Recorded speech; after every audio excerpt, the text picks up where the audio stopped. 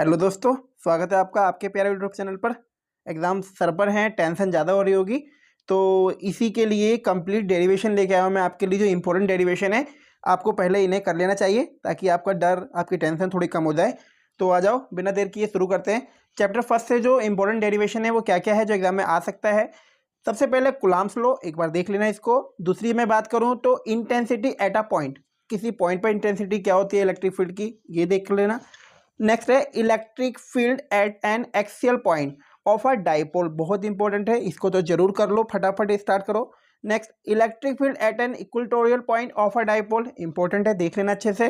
Next torque on a dipole in a uniform electric field, बेहद important. Next field due to an infinitely long charge wire, तो बहुत important है, देख लेना अच्छे से। नेक्स्ट देखो electric field due to uniformly charge plane sheet, exam में आता है भाई साहब, देख लो। Electric field due to uniformly charge thin spherical shell, कभी कभी आता है, एक आधा बार पूछा हुआ है। चैप्टर 2 में देखो क्या क्या तुम्हें पढ़ना है। पहले electric potential due to a point charge, किसी पॉइंट के लिए इलेक्ट्रिक पोटेंशियल क्या होगा ये देख लेना। एक्सियल पॉइंट के लिए क्या होता है, ये इक्वेटोरियल के लिए 0 होता है, तो 1 मार्क्स वगैरह में पूछ सकता है यहाँ से। Electric potential due to a system of charge, numerical, यहाँ से न्यूमेरिकल बनता है, ठीक है, इस पॉइंट से न्यूमेरिकल तुम्हें नोट करना है, ध्यान रहे।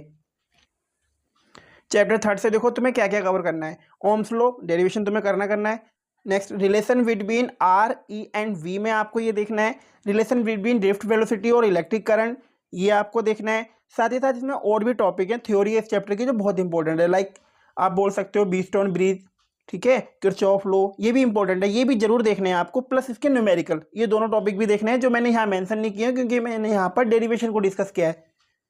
नेक्स्ट चैप्टर 4 देखो, magnetic field at a centre of circular current loop, बहुत इंपॉर्टेंट है भाई साहब, बहुत ज्यादा एग्जाम में आता है। एक्सिस सर्कुलर लूप, ये एक आध बार आया हुआ है, आता है एग्जाम में।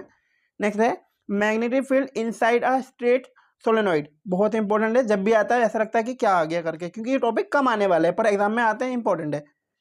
Force between two parallel current carrying wires, important है भाई साहब, बहुत ज्यादा आता है एग्जाम में, न्यूमेरिकल भी पूछ रहा है आजकल इसके, ठीक है, ध्यान रखना।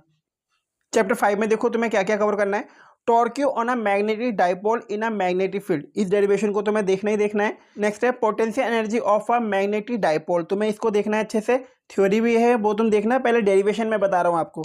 चैप्टर 6 में देखो क्या क्या पढ़ना है तुम्हें। Self induction of a long solenoid, important है भाई साहब, एक नेक्स्ट तो आने ही आने इसमें से। Mutual inductance of two long solenoid, कोई भी पूछ लेगा इस तरीके से, थ्योरी तो है ही इस चैप्टर में, आपको पढ़नी है, लेकिन ये डेरिवेशन जो आपको करनी है।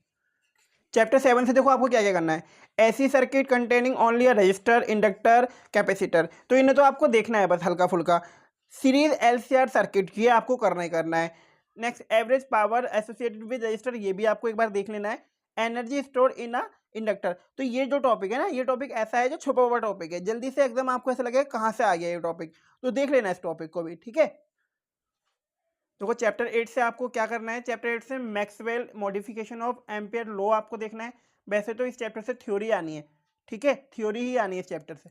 चैप्टर 9 भाई साहब, यहाँ से मैक्सिमम 2 मिनिमम एक डेरिवेशन आपको 100 एंड 110% आपको यहाँ से मिलेगा।